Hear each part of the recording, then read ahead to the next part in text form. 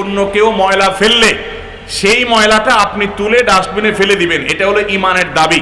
নবী সাল্লাল্লাহু আলাইহি সাল্লামের হাদিস ইমাতাতুল আযা আনিত তারিক, আরেকজনেরটা আপনি ফেলে দিন, এটা ঈমানের দাবি।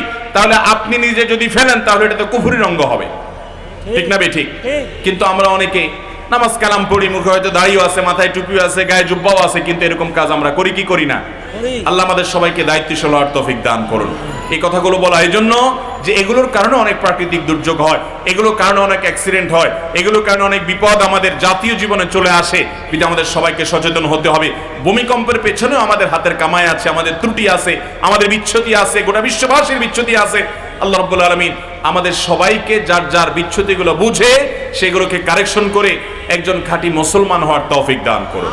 মুসলমান তো সে হবে মান সালিমাল মুসলিমুনা মিন লিসানিহি ওয়া ইয়াদি, যার হাত আর মুখ দ্বারা সবাই নিরাপদ থাকবে, কাউকে সে কষ্ট দিবে না, কারোর কষ্টের কারণ সে হবে। মোহতারাম হাজরিন, আমাদের এই সমাজে অনেক মানুষ আছে আমরা যারা মানুষকে কষ্ট দেই। এই যে মাহফিল, আমি এসে ভাইকে জিজ্ঞাসা করছি, ভাই মাইক কি খুব বেশি দূরে লাগাইছেন? কারণ ঢাকা শহরে মাহফিলে দূর দূরান্তে মাইক লাগাইলে মানুষের জীবনটা অতিষ্ঠ হয়ে যায়।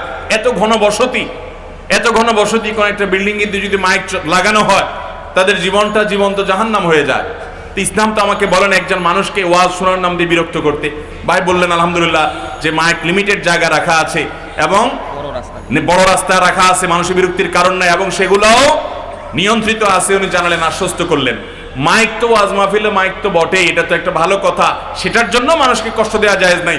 মসজিদে নববীতে এক সাহাবী জোরে তেলাওয়াত করছিলেন, নবী করিম সাল্লাল্লাহু আলাইহি ওয়াসাল্লাম ডেকে নিয়ে বলছেন যে তুমি তাকে তেলাওয়াত শোনাতে চাচ্ছ, তিনি কোনো বধির নন, তিনি আলিমুম বিজাতিস সুদূর, সবকিছু জানেন।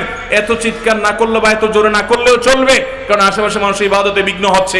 আমরা সেই ধর্মের অনুসারী, অতএব আমাদের অনেক মুসলমান যুবক ভাইরা আছে, তারা ডিজে পার্টির নামে, তারা ব্যান্ড পার্টির নামে, বিয়ের অনুষ্ঠানের নামে, গায়ে হলুদের নামে, গায়ে মরিচের নামে, নানান নামে বেনামে আমরা অনেক সময় দেখা যায় শব্দ সন্ত্রাস করি, শব্দ দূষণ করি, রাজনৈতিক অনুষ্ঠান, সামাজিক অনুষ্ঠান, বিয়ে শাদী, এটা সেটার নামে ঢাকা শহরটা বসবাস অযোগ্য আমরা করে তুলছি।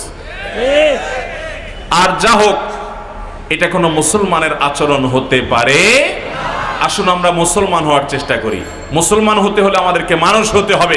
তাহলে অনেক ব্যত্যয়, অনেক দুর্ঘটনা, অনেক প্রাকৃতিক দুর্যোগ, অনেক সমস্যা, অনেক সংকট, অনেক মুসিবত এমনিতেই আপনি দূর হয়ে যাবে ইনশাআল্লাহ। আল্লাহ আমাদের সবাইকে সেই জায়গায় যাওয়ার তৌফিক দান করুন। তাহলে আজকের মাহফিল থেকে আমরা ওয়াদা করি যে আমরা কারোর কোনো কষ্টের কারণ হব, আমার কারণে পরিবেশ দূষিত হবে, নষ্ট হবে, সেটা হতে আমি দেব। আপনি সামান্য কয়েক টাকা ময়লার বিল, সামান্য কিছু টাকা ময়লার বিল, এটা বাঁচানোর জন্য ময়লা আলারে টাকা দেন না। ময়লার পলিথিনটা ধরে বাসা থেকে বের হয়ে মসজিদে যাচ্ছেন নামাজ পড়তে, আপনার হাতে ময়লা নিয়ে আস্তে করে দেখলেন যে কোন জায়গাটা খালি আছে, মালিক এখনো বিল্ডিং বানায় নাই, খালি পড়ে আছে, ওইদিকে ফেলাই দিয়ে আপনি বিসমিল্লাহ বলে ফেলাইছেন, হয়তো বিসমিল্লাহ বলে ফেলে আপনি মসজিদে চলে গেলেন, সওয়াব হবে না গুনাহ হবে? ঢাকা শহরে এরকম মুসলমান কি 2-4 জন না অনেক বেশি? আপনাদের মুগদা এলাকাতে জায়গা কতটা খালি আছে আমি জানি না। ঢাকা শহরে যেখানে একটা খালি জায়গা আছে, খালি জায়গা তো খুব একটা নাই, যদি 2-1টা থাকে, যে গরিব মানুষ এখনো বিল্ডিং বানাতে পারে নাই, অথবা বাজার জায়গা নিয়ে মামলা মোকদ্দমা আছে, ঝামেলা আছে, এখনো সারতে পারে নাই, তাহলে ওই বেচারার কপালে দুঃখ ছাড়া আর কিচ্ছু। কারণ যত ময়লা আবর্জনা বিল্ডিং এর আশপাশ থেকে আপনার জানালা দিয়া বিভিন্নভাবে আমরা সেগুলো ফেলি, অথচ আমরা নিজেদেরকে মুসলমান দাবি করি। এটা মুসলমানের আচরণ হতে পারে? অতএব ভাইরা আমার, আমি বাদামের খোসাটা পর্যন্ত খেয়ে যেখানে সেখানে ফেলবো না, আমি এগুলো রেখে দিব।